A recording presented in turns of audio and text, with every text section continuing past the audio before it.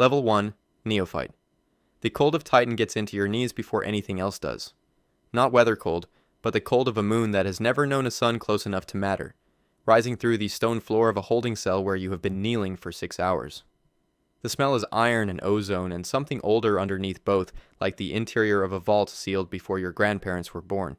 You are not a Grey Knight, you are not anything yet. You are flagged by a Prognosticar, one of the chapter's psyker-seers, pulled from a life that is already being quietly erased from every Imperial record that carried your name.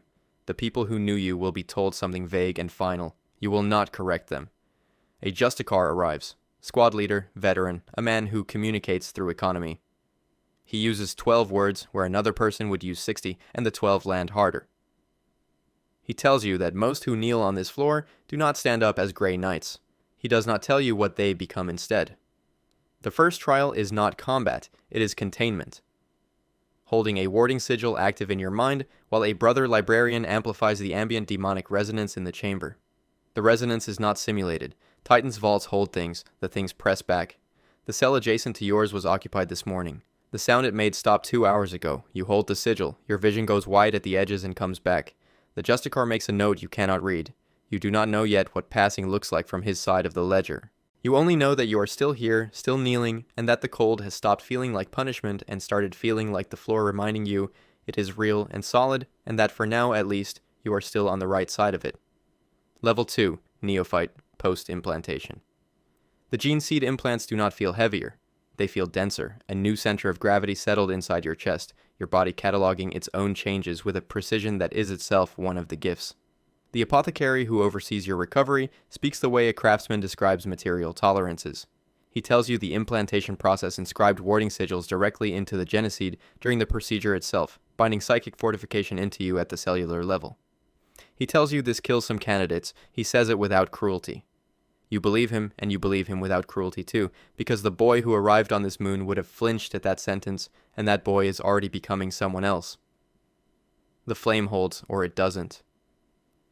That is how the librarian describes the warding trial when your cohort assembles for it, a bound demonic fragment, kept specifically for this purpose in a vault 1 level below the training cells, pressed against the psychic barrier you have to sustain in your own mind until the librarian is satisfied or the barrier gives.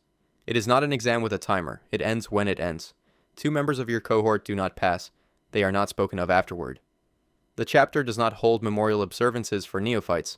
The chapter holds memorial observances for Grey Knights, and the distinction matters in ways that will take you years to fully feel. What the process gives you is extraordinary. What the process costs you is the quality of your sleep. You dream differently now, or rather, you cannot always be certain which states are dreaming and which are the warp pushing against the edge of your new awareness. The librarians call this the waking edge and treat it as an expected side effect. You learn to treat it as expected. Most mornings, you almost succeed. The apothecary makes the same note that Justicar made after your first trial. You are beginning to understand that being observed and being known are 2 entirely different things inside these walls. Level 3, Grey Knight, Battle Brother. The Nemesis Force sword hilt is warm in a way metal should not be. Not ambient warmth, but responsive warmth. The weapon partially attuned to your psychic signature and registering contact the way a tuning fork registers a struck note. The battlefield smells like promethium and warpfire and the specific metallic wrongness that lingers wherever demons have pushed through the veil. You are a full battle brother now, assigned to the 4th Brotherhood, wearing Aegis power armor inscribed with 10,000 wards and the names of every Grey Knight who wore this suit before you, recorded in script too fine to read without a lens. The armor is not yours. You are its current custodian. Your Justicar leads a 5-man strike squad and speaks to you in the gaps between engagements like an older version of yourself that has forgotten how to be surprised. The first true demonic engagement is a warp breach on an agri-world that lost its entire population before your strike cruiser arrived.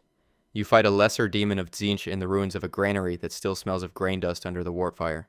The creature knows your name, your real name, the one already erased from Imperial records, and uses it.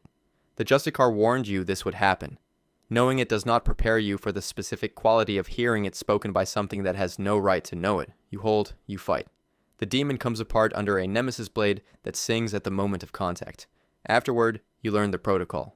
11 survivors on this world witnessed what happened here. A librarian attached to your force performs memory purges on each of them. You watch the procedure.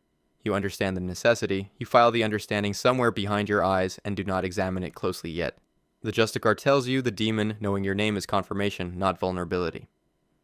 You decide to believe him because the alternative requires more space than this armor allows. Level 4, Purifier. Veteran status arrives less like a promotion and more like a recalibration.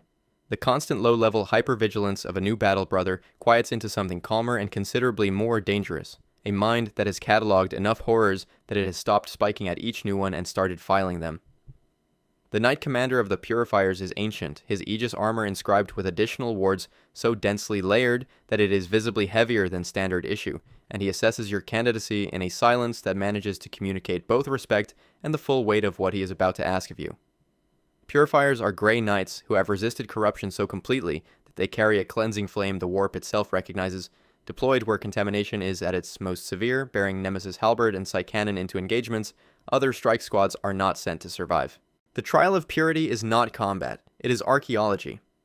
The Brotherhood's librarians conduct a complete psychic review of your mental history since your Neophyte induction. Patient, total, nothing implied or skipped over.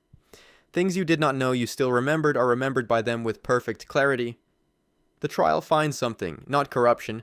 If it were corruption, you would not be here to know what they found. It finds a fraction of a second during your third campaign. A demon's whisper that almost made something in you pause before you shut it down. The librarian who surfaces it does not tell you what to do with that knowledge. He confirms it is there. He confirms you passed. He closes his notes and leaves. You will be aware of that fraction of a second for the rest of your service. The Knight Commander hands you the halberd without ceremony. He says the warp knows what you are now. He says to carry that accordingly. You take the weapon, the hilt is heavier than the sword was. You decide that is appropriate. Level 5, Justicar. 5 Grey Knights look to you before they look at the ground ahead, not in uncertainty but in the half-second synchronization a squad runs on. Your read of a breach point becoming their movement before you have finished making the decision. The Aegis Vambrace reads warmer than it used to, or you have started reading it more precisely, and you are no longer certain which. A Brotherhood champion begins appearing at your after-action reviews. The supreme warrior of a Brotherhood, who fights beside the Grandmaster and identifies future command candidates through questions that have nothing to do with tactics. He asks what you fight for. You store that question without answering it yet. The flame holds, or it doesn't. That is what you are thinking in the 4th hour of a campaign against a greater demon of Nurgle on a hive world already written off by the Administratum, when you lose 2 of your 5. Not to error, to the mathematics of a breach larger than a 5-man squad was built to contain. You hold the line with 3, you bring 3 home. You record the names of the 2 in the chapter's campaign ledger and understand, for the first time, that a Justicar does not lead in order to prevent loss. A Justicar leads to ensure the loss means something. The cost of command is arithmetic that never stops running. You fight fractionally differently now, not with less courage, but with 5 lives always somewhere in the equation, a constant weight that recalibrates every choice. The Brotherhood champion's final question after your last after-action review is the same one he opened with months ago. What do you fight for? The mission or the men? You give him the answer that earns a nod. You are still not certain there is a correct answer. You think that might be the point of the question. You carry it forward anyway, into every breach, every squad, every decision made in the half-second before the synchronization locks. Level 6 Brother Captain. The 4th Brotherhood's command chamber floor is inscribed with the names of every Brother Captain who held this rank before you, worn smooth by centuries of armored boots, and you stand on those names and give your first orders without ceremony. The chamber's acoustics carrying your voice the same way it carried every voice before yours, without echo, without embellishment.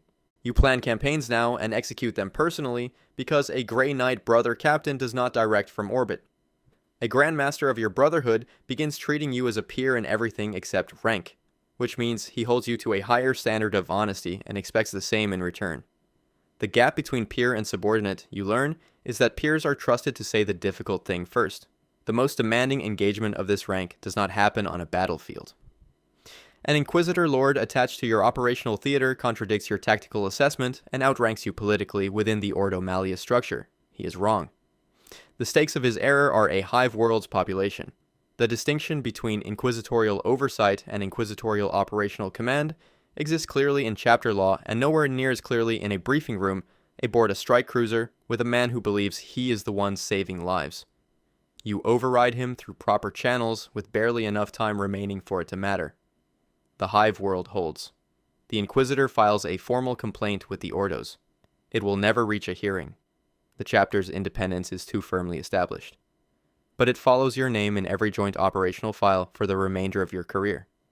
The cost of being right, sometimes, is permanent institutional friction that correct decisions alone cannot remove. The Grandmaster tells you afterward that you handled it correctly. He then tells you to remember exactly how it felt, the political weight, the doubt, the narrowness of the margin. Because at the rank above this one, those pressures do not disappear. They scale. Level 7, Grandmaster. The highest strategic command center on Titan looks, from the inside, less like a fortress and more like a library.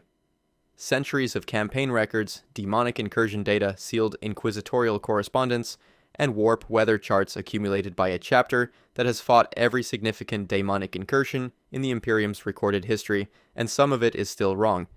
And knowing which parts requires a judgment the records themselves cannot supply. You are a Grandmaster now, one of 8 who command the Brotherhoods and answer only to the Supreme Grandmaster, who is currently unreachable, lost somewhere inside the Eye of Terror, fighting a war against a demon Primarch. The chapter has been filing administrative contingency paperwork around for decades. The weight of his absence belongs to you and the other 7. You do not discuss it publicly. A classified file reaches your desk. Evidence that a long-standing allied Inquisitor Lord has been compromised. Not fully, not past reversal, but enough to represent a genuine threat to chapter operational security. He has allies in the Ordos who will contest any action. He does not know you know. You have a window. The decision of what to do with it belongs entirely to you, and you cannot defer it because there is no one above you currently available to defer it to. Whatever you decide, you will have decided it alone. That is, you are beginning to understand the actual function of this rank, not command exactly, but the bearing of decisions no one below you should carry and no one above you is present to make. You take the action. You record it in the chapter's sealed annals with a notation reviewable only by Grandmasters.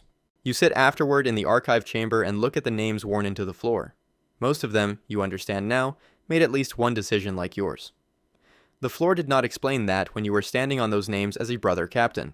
Level 8, Supreme Grandmaster. The cold of Titan gets into your knees before anything else. Not weather cold, but the cold of a moon that has never known a sun close enough to matter. The same cold that met you on a stone floor when you were young enough not to know what holding a warding sigil against a pressed demon would cost you over a lifetime of pressing back. You stand at the highest point of the Citadel now and look at a galaxy that does not know this fortress exists, that does not know the thing standing between it and complete demonic annihilation is 800 warriors on a lightless moon no one outside these walls is permitted to remember. The Cicatrix Maledictum has split the galaxy open.